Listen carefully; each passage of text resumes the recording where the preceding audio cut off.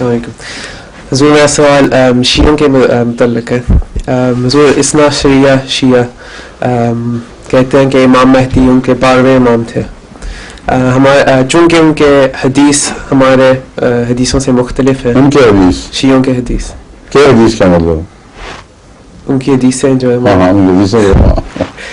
ہاں تو ہم ان کو کس طرح کنونس کر سکتے ہیں کہ امام مہدی حضرت مرزا غلام احمد قادیانی ہے اور نہ کہ 12ویں امام؟ وہ امام مہدی مانتے ہیں ان کو؟ جی بالکل. اور یہ بھی مانتے ہیں کہ امام مہدی کی زندگی میں عیسیٰ آسمان سے اترے گا؟ جی بالکل. تو کہاں گیا وہ عیسیٰ؟ اچھا اتنے کافی ہے. ٹھیک ہے وہ امام مہدی بہرحال نہیں ہے. اچھا جی آگے. جی